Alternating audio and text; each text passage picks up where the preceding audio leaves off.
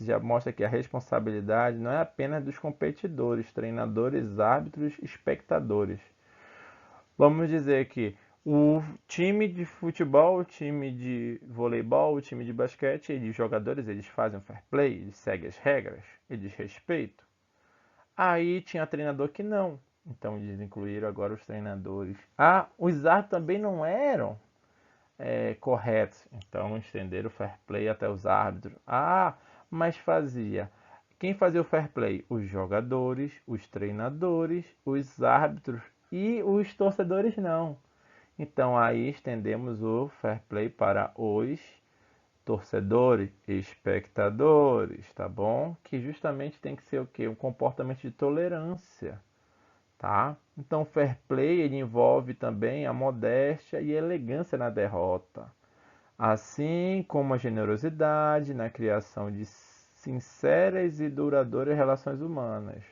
Eu sempre falei para vocês, você tem que ganhar. Mas não precisa você ganhar menosprezando o seu adversário, né? Você diminuindo ele, fazendo chacota, brincadeiras de mau gosto porque você ganhou.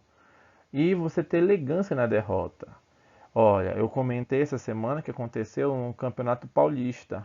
No Campeonato Paulista, o, foi entre o São Paulo e o Palmeiras. O São Paulo foi vencedor, foram lá fazer a premiação deles, ganharam, parabéns. E o time, um dos jogadores que era relacionado para buscar a medalhas e o troféu de segundo lugar, ele não foi buscar. Então ele não mostrou o que? A elegância na derrota. Né? E isso muita gente discutiu. Será que estava certo, estava errado? Se a gente for levar pelo fair play, ele estava errado, porque ele não mostrou essa elegância nessa derrota dele.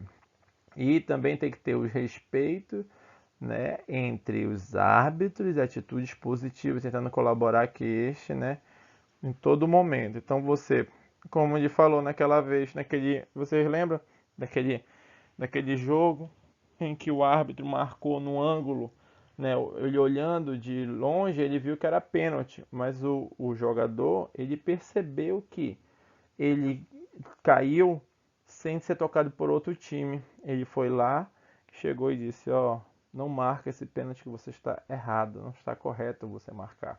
Então mostrou para a gente que ele está colaborando, né, a todo momento. Ele poderia ser beneficiado, mas ele fez isso diferente. Bem aqui, ó, respeito aos adversários, reconhecer, né, a importância dele na competição, tá? Lembrando dos jogos cooperativos, né? Os jogos competitivos você pode ter sempre seus adversários, mas você não precisa ter inimigos. E o pior, tem gente que às vezes aqui, ó, nesse do meio aqui, o roxinho mais escuro, tá mostrando aqui que é respeito aos colegas da própria equipe. Tem às vezes que a gente vê jogos em que as equipes não se respeitam, tá? Entre os jogadores. E a honestidade, a correção é uma atitude digna, sempre tem que ser justa, né? Em relação a tudo. Então, esses 10 quadros aqui, eles estão relacionados ao que? A honestidade, ao respeito, a questão da tolerância, a questão da, de seguir as regras de formas corretas, né? Sem usar meios fraudulentos. Então isso aqui já estava está sendo colocado para as competições, né? As Olimpíadas, Jogos, Copas e por aí vai. E em 1984 foi organizado também, né, umas entidades para as entidades esportivas, com o objetivo de ativar a promoção do espírito esportivo ou desportivo para aqueles esportes que são feitos nas escolas. Então, bora fazer, já que já tem para aqueles times, aqueles jogadores, aquelas seleções, bora colocar também, porque talvez, né, na escola aconteça a mesma coisa. Então, na escola temos que mandar. Aí fizeram um documento do espírito esportivo, né, destinado às escolas e esporte amador. O que é esporte amador, professor? É aquele local onde você pratica o esporte. Tipo, tem uma escolinha de futebol ali. Não é, são garotinhos. É um esporte amador. Tem ali um local que tem jogos de voleibol, uma equipe pequena que começa a treinar, então é um jogo amador, tá? O que que eles fizeram aqui? Eles mandaram uma carta sobre espírito desportivo em 1984. Ó, os educadores, os pais, os treinadores, os atletas, todos os participantes desportivos são convidados a mostrar que possui espírito desportivo, cumprindo os 10 artigos da Carta sobre Espírito Desportivo. Olha, são 10 artigos também. A cada um compete procurar promover uma prática de desporto mais humana e mais formativa. Ou seja, nas escolas, a gente tem que justamente trabalhar essa parte com vocês. Para quando chegar, a gente nunca sabe. Aqui, quem sabe saiam da escola Cora Teresa grandes atletas do jiu-jitsu, grandes atletas do atletismo, da natação, do futebol. É aqui que a gente começa.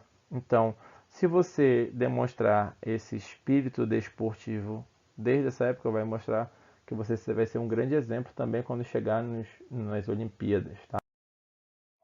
São 10. Primeiro, mostrar aqui, ó, o meio vermelhinho aqui, que tem que respeitar, tá? Antes de tudo, respeitar escrupulosamente todos os regulamentos, ou seja, todas as regras.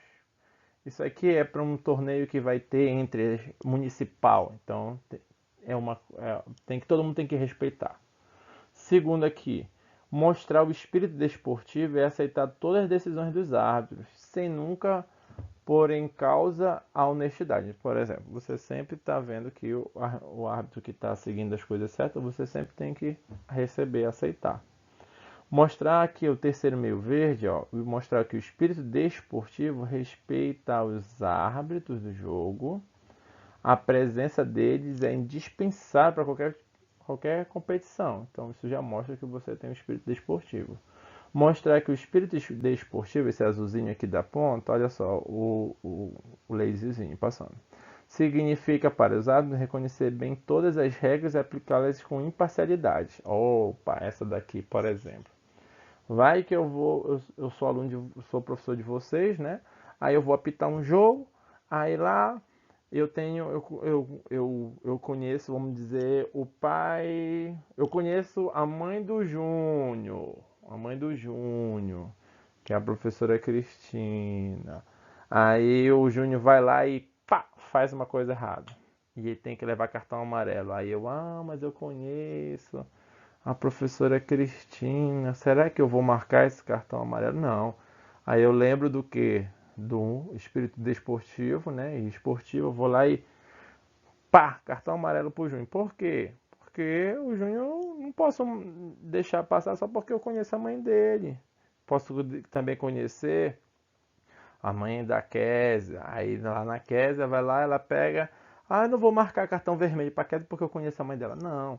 Eu tenho que ser imparcial. Então, se ele cometeu uma infração, tem que ser colocado lá, né, a punição. Então, mostrar o espírito aqui nesse verdinho, mostrar o espírito desportivo é aceitar a vitória com modéstia, sem ridicularizar ou diminuir o adversário. Correto? Mesma coisa que a gente vê lá no Fair Play. Mostrar que o espírito desportivo é reconhecer com dignidade na situação, né, de vencidos a superioridade do adversário. Olha só, essa aqui é a melhor coisa que você tem que mostrar. Que quando você tem que ter a dignidade que... Vocês lembram que a judoca, ela depois de ter perdido para uma atleta, lembra aquele vídeo lá que eu mostrei sobre jogos lá atrás, sobre o fair play que eu mostrei também, ela abraçava e levantava feliz, né, mostrando que a superioridade da adversária, né, ela fez essa questão digna, né, ela fez essa atitude.